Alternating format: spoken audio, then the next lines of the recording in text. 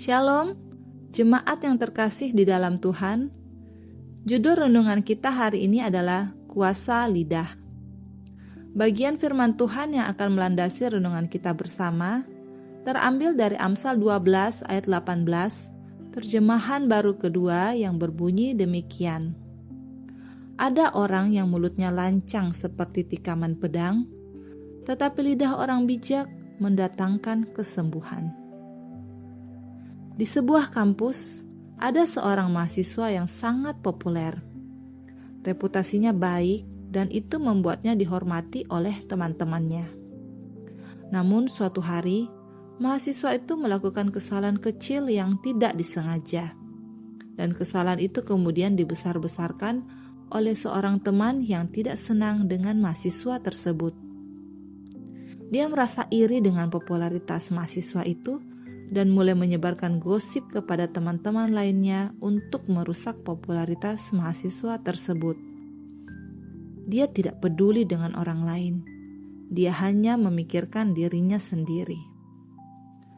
Gosip itu dengan sangat cepat menyebar di kampus. Banyak teman dari mahasiswa itu yang mulai mempercayai gosip-gosip dan perlahan-lahan mulai menjauhinya. Mahasiswa tersebut merasa sangat kesal dan terluka ketika mendengar gosip tersebut. Dia mencoba untuk memperbaiki reputasinya dengan menjelaskan kebenaran kepada teman-temannya. Namun banyak dari mereka yang tidak percaya kepadanya. Mereka telah terpengaruh oleh gosip-gosip yang dibuat oleh teman yang iri kepadanya. Dan akhirnya mahasiswa tersebut mulai menarik diri dari pergaulan sosial.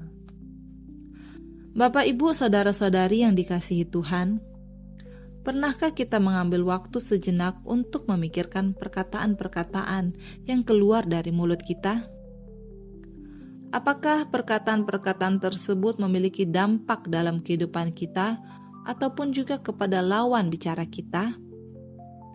Selama beberapa hari ke depan, Amsal-amsal yang akan kita renungkan akan membuat kita memikirkan kembali tentang lidah ataupun perkataan-perkataan yang telah kita ucapkan maupun yang akan kita ucapkan. Dalam Amsal hari ini, kita kembali diingatkan bahwa kita perlu berhati-hati dalam berkata-kata. Sebab seperti tikaman pedang, kata-kata yang tidak benar memiliki dampak tidak hanya kepada orang-orang yang menjadi lawan bicara kita, tetapi secara tidak sadar juga berdampak dalam kehidupan kita sehari-hari.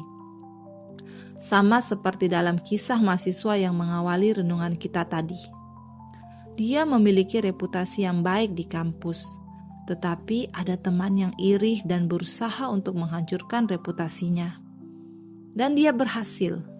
Karena mahasiswa tersebut akhirnya menarik diri dari pergaulan sosialnya. Dari penggalan ini, kita melihat bahwa perkataan-perkataan yang tidak benar itu berakar dari dosa. Dalam hal ini, dosa iri hati.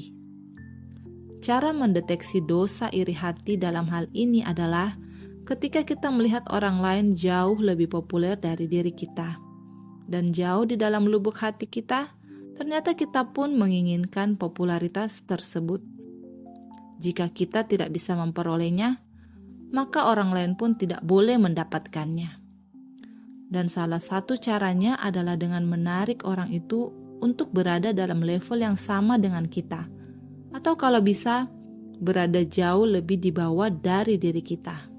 Dan cara tercepat adalah dengan menyebarkan hal-hal yang tidak benar yang akan menghancurkan reputasi orang tersebut. Dan ini perlu menjadi perhatian kita, sebab kita akan mempertanggungjawabkan semuanya di hadapan Tuhan dan juga sesama kita. Apa yang akan kita pertanggungjawabkan di hadapan Tuhan? Yaitu hati dan perkataan-perkataan yang keluar dari mulut kita, serta dampak dari perkataan-perkataan tersebut. Hati yang dikuasai oleh iri hati, itulah yang akan kita pertanggungjawabkan di hadapan Tuhan. Kebenaran dari perkataan-perkataan kita, serta dampaknya dalam kehidupan lawan bicara kita. Jika lawan bicara kita sampai melakukan hal-hal yang tidak berkenan di hadapan Tuhan oleh karena ucapan kita, maka itu pun menjadi tanggung jawab kita. Apa yang menjadi tanggung jawab kita di hadapan sesama? Yaitu kebenaran ucapan kita dan reputasi diri kita. Kalau ucapan kita tidak benar, maka reputasi kita yang akan menjadi taruhannya. Satu hal yang perlu kita ingat sebagai orang-orang yang telah menerima anugerah keselamatan di dalam Tuhan. Kita memuji dan memuliakan Tuhan dengan mulut kita. Apakah dengan mulut yang sama kita mau mengutuk dan menghancurkan sesama kita? Oleh sebab itu, kita perlu melatih diri kita untuk berpikir sebelum bertindak. Dalam hal ini, berkata-kata. Sebab dengan melakukan hal tersebut, kita sedang mempraktekkan cara hidup yang berhikmat di dalam Tuhan. Pertanyaan untuk kita renungkan bersama. Apa yang membuat seseorang, termasuk kita, berkata yang tidak benar tentang orang lain? Apakah kita menyadari dampak dari perkataan kita? Mari kita berdoa. Allah Bapa dalam kerajaan sorga, Allah yang penuh dengan anugerah dalam kehidupan kami. Hanya kepadamu-lah kami memohon hikmat. Penuhilah hati dan pikiran kami dengan hikmat-Mu. Ajar kami untuk menjalani kehidupan kami dalam hikmat-Mu, khususnya melalui perkataan-perkataan yang keluar dari mulut kami. Biarlah mulut kami yang kami gunakan untuk memuji Engkau, juga kami gunakan untuk memberkati sesama kami. Amin.